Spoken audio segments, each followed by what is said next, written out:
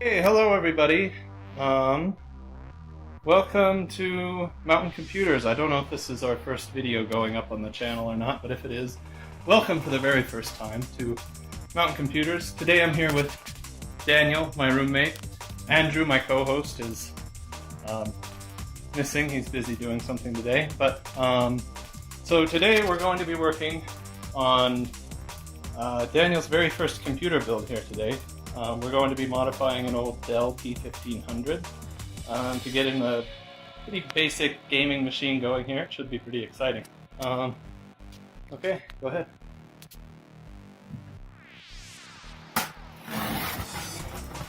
There we go. Out comes the beast.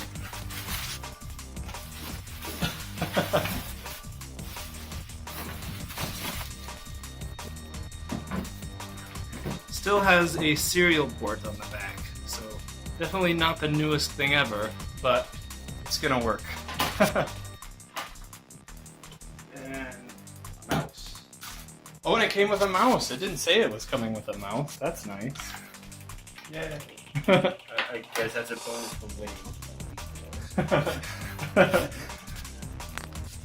Okay, let's see. What's going to be the thing we want to do next? I guess you're going to want to open up the side panel next. No, I got a screwdriver out, but you shouldn't need one. What it has here is some thumb screws here and here. All you're going to want to do is just twist them. They should come out. Oh, yep, you just take it like this and pull it back, and it should pop off. Oh, yep. There we go. Okay. So, that definitely looks like a T1500. Coming in the machine is a first gen i3 530, I believe. We're going to be replacing that with an Intel i5 750. I had it in my personal rig for a while. We won't be overclocking or anything with this Dell motherboard by default. It doesn't support overclocking, but in the future we might look out for a motherboard replacement for overclocking, or maybe a couple other things, just kind of depending. See how it goes. Okay, just kind of flip it on its side. Right. So this is the graphics card we're going to be adding to the machine. It's a Radeon HD 5750, made by Diamond, I believe, is the maker. Yeah, Diamond. It's not a brand new card or anything, but it's going to work.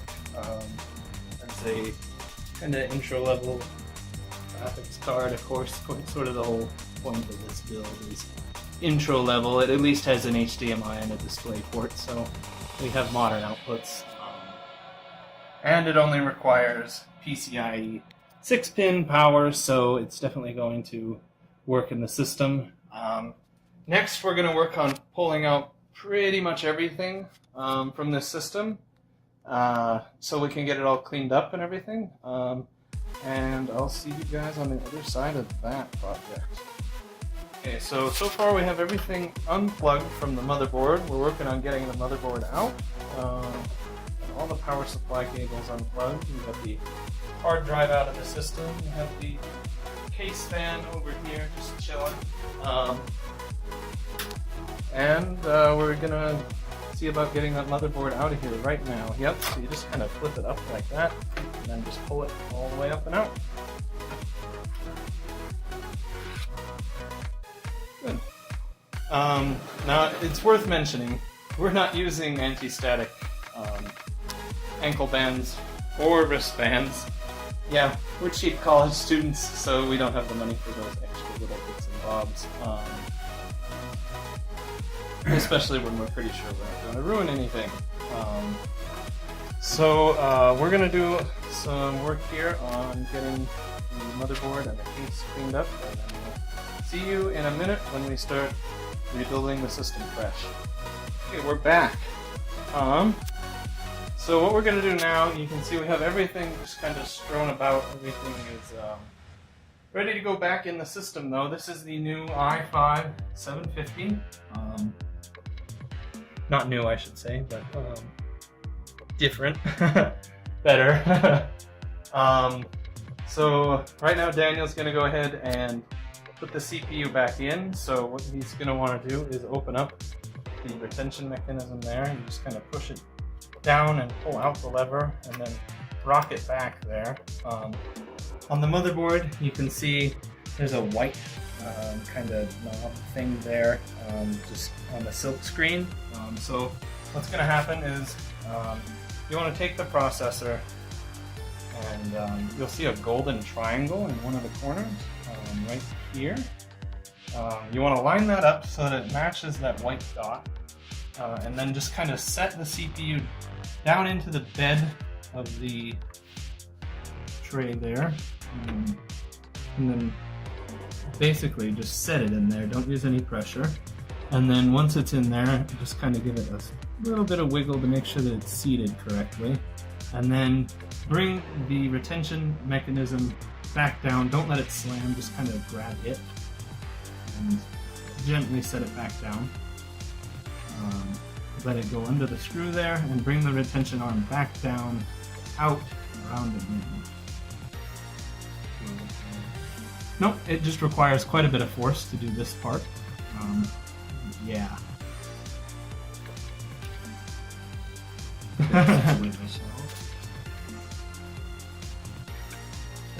Yep, there we go. Okay, so there's the CPU seated.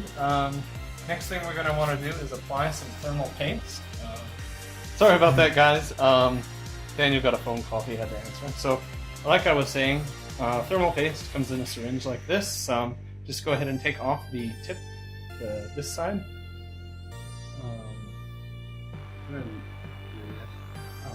Yep.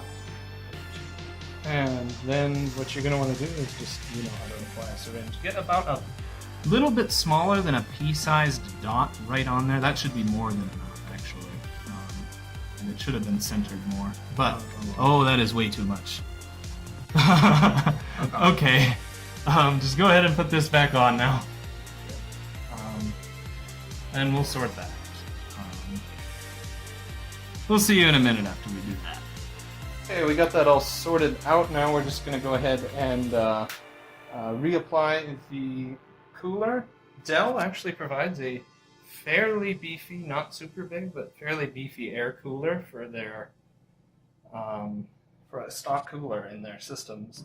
T1500, yeah. Basically what you want to do is go in a diamond pattern. That is to say, start with one corner and then go to the corner directly across from it, and then go back here and across to the far side again. And just kind of do that slowly in phases. Don't tighten it all the way down the first run.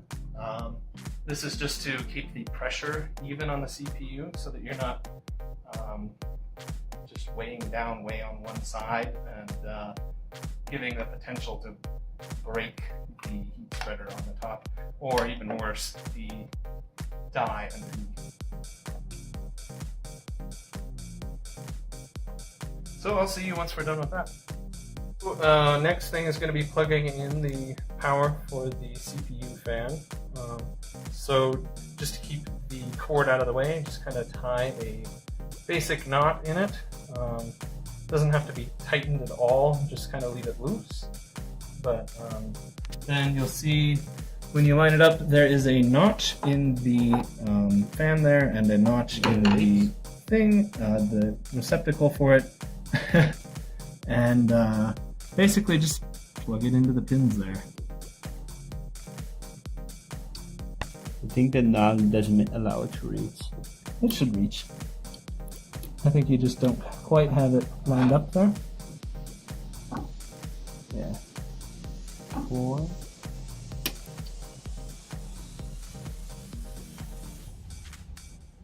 Is this lined up? Yeah. Can't see it. You have to, here.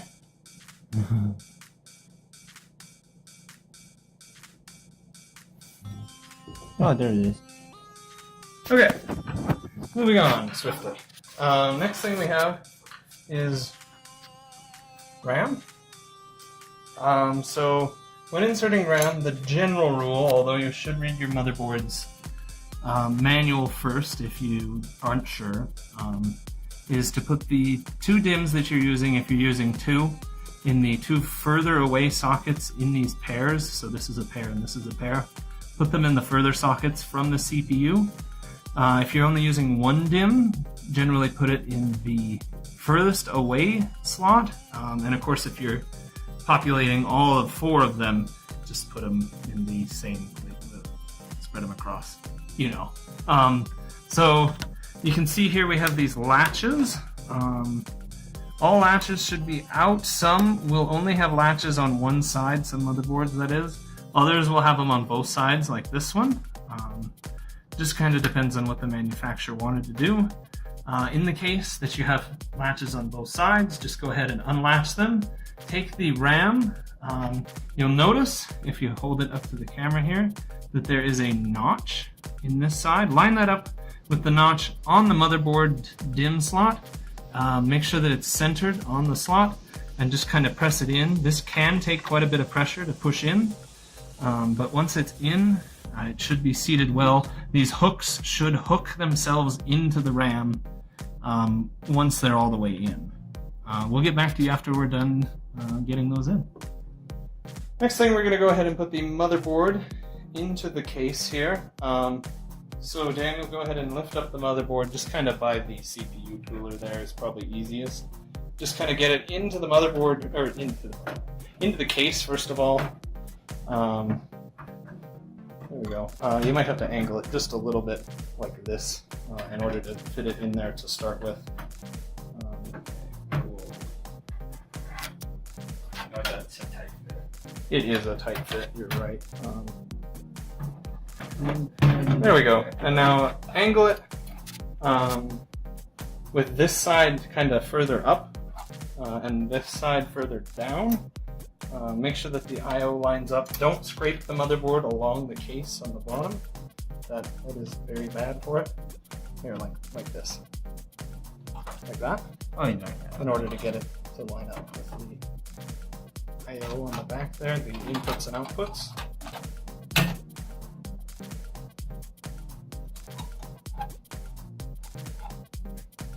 They do look a line. So. Are they pushing through on the back all the way? There they are. Okay, that's probably good then. It looks like the screw holes are at least mostly aligned. We should be able to get the screws in there on that. So next thing, we're going to go ahead and put all the screws in on the motherboard. Here, here, here, and then a few other places around. We'll get back to you after we're done with that. The next thing we're going to do is we're going to go ahead and clear the CMOS. We don't know just what kind of setup this thing had. The previous owner may have gone ahead and reset the CMOS on it with a new CPU in there and everything and a new graphics card. We figure it's probably just playing it safe to go ahead and reset that CMOS. It's different for most every motherboard, but for this one, what you do is you pull this jumper off of the motherboard from here. You can kind of see it there, pulled off from these set of pins here. We'll just move it down to the bottom two pins, and then we'll go ahead and move it back up to the top two pins. And that should clear the CMOS as long as we leave it on the bottom pins for about 10 or 15 seconds. We'll see you on the other side of that. The thing we're going to do is we're going to go ahead and hook up the front panel I/O. And this motherboard, you can see the yellow connector back here is for the front panel audio, HD audio. And then we have a couple USB headers here, the green, the blue, and the white. And then the black one is for the power button, the hard drive light, and the power light. So we're going to go ahead, we're going to plug all those in, and then we'll get back to you again after that. Okay, here we are with all of that front panel I/O hooked up. Next thing we're going to do is we're going to install the case fan here. This case has a kind of interesting design where it just has pegs here and here to hook into the fan, and then you only use two screws here and here. We're going to get that hooked in. We're going to do the same knot trick that we did with the CPU fan, and we're just going to go ahead and get those plugged into the power for the fan on the motherboard, and we'll get back to you in a minute. Okay, we've got that case fan in there now. Next thing we're going to do is we're going to go ahead and we're going to hook up all of the power supply stuff to the motherboard. So first thing you're going to want to do, I think, is take this CPU power here, and it's just going to go ahead and plug in there. You can see, if you look at the connector, that there's a little latch on this side. Line that up with the notch on the connector for CPU power, and go ahead and plug that in. And then we're going to do a little bit of cable management here in a bit. Next thing we're going to want is the 24-pin power for the motherboard. Looks like this. Same thing with the connector on the motherboard. Line up the notch with the latch and go ahead and plug that in. Make sure this one can be a little bit harder to plug in. Make sure you get it all the way down. And make sure that the latch is definitely latched on the back side. So, looks good, I think. Yep. So that we're not going to need yet. We're going to go ahead and plug in power for the optical drive. Yes, this system does still have an optical drive. We're going to go ahead and use the second rung on this one for power plugging into the drive back here. So just there. It plugs in on the back edge of it. You can see, if you look inside here, there's a notch that is on that edge of the SATA power. You're going to want to line that up with the notch. Let's see if my camera can get me light in here. There we go. Line that up with the notch on the longer bus back here, and then the shorter one is for data. We'll get that hooked up in a sec, but you're going to want to make sure that those notches line up, and that's how we're going to apply some power to that optical drive so that it can work. So we'll keep getting things hooked up here. We're probably going to put the hard drive back in the system. We'll get the power hooked up for that too, and then we'll see you back in a minute when we start hooking up data cables. So we're getting the hard drive screwed in now. I know I said I wasn't going to come back until we started hooking up data cables, but I thought it would be at least a little bit important to show this part of the process. We're getting all the screws put in for the hard drive right now. This case uses a kind of older mounting style for drives. I like to call this the hard drive wall in cases that are like this.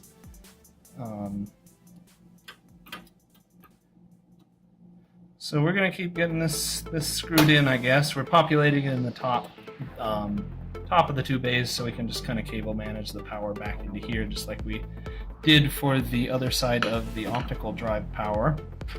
And we're going to go ahead and use the end connector again here. And then we're going to go ahead and stuff that just as best as we can back up into here, just to try and kind of keep it out of the way, so we get the best airflow that we can. Now the next thing that we're going to do is we're going to go ahead and take these data cables and we're going to hook them up from the SATA here on the motherboard. All four of them here. We're only going to be using two. We're going to hook that up to the hard drive and to the optical drive, and we'll get back to you with that progress in just a minute. Okay, we've got those data cables hooked up here. We've done a little bit of cable management. It's not super pretty, but this case does not lend itself well to cable management at all. So the next thing we're going to do is we're going to go ahead and slot in the graphics card. First thing for this particular case that we're going to want to do for that thing, let's go ahead and take out this retention screw here for that.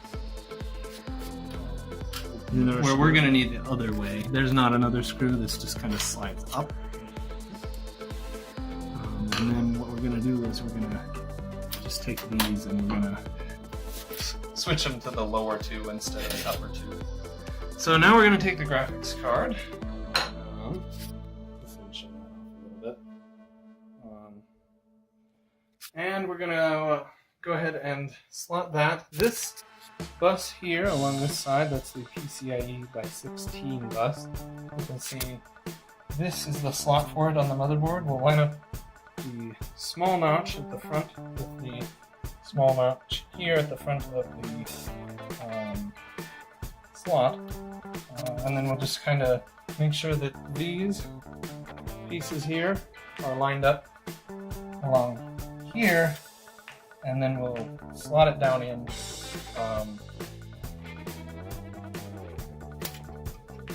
You can go ahead and do that. Line up again with the back pieces here. Line those up with the back. Get that kind of lined up there. Make sure that this part is lined up as well. And then the whole thing should just slot in all at once. It's kind of rainy.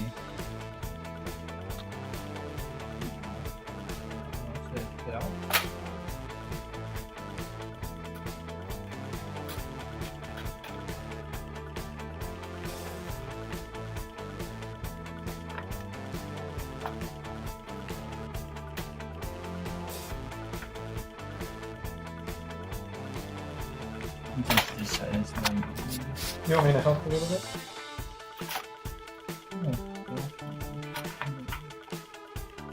There it's lined up and then we'll push it down. We'll be back in a second. We've got that graphics card all seated now. We were having a couple problems with the spring mechanism up here. It just kind of wasn't aligned correctly. We're going to go ahead and put that back piece back on, screw the retention, whatever it's called, back into place. We're going to get the side panel put back on. I know you guys saw that already, so let's see it again. You're going to hook up power to the graphics card. Of course, before we do that, on this 6-pin PCIe here. 6-pin there with the PCIe 6-pin power coming from the power supply here. Yeah, we'll get back to you once we start doing a post test. See you in a few. Okay, so we've got a green light on the back of the power supply, meaning it's getting power, which is good. So I'm going to go ahead and turn on my monitor here. I might get TV on here, so I might have to cut that out. I'm just going to talk over it really loud, maybe. That'll probably work just fine. And let's see. There we go. Alright, we should be on the input that is the new computer now. Here's my computer. Built originally from the same style computer, but it now has an i7 SKU. Nice thing about first gen, I meant to mention this earlier, is that you can overclock without needing a K-SKU processor if you have the right motherboard using the base clock method, because like 6th gen Intel processors, the base clock is not tied to the multiplier, meaning, yeah, you can overclock if you have the correct motherboard that enables it. Dell, of course, isn't going to ship systems with that capability out of the box, but like the Asus motherboard that I use did have that capability before I decided to just give that to a K-SKU processor anyway, just for a little bit more easy and better overclocking. So what we're going to do right now is we're going to go ahead and press that power button, and we're going to check out the monitor, and hopefully we get a power on self-test. Looks like everything's good there. And up on the monitor, thinking.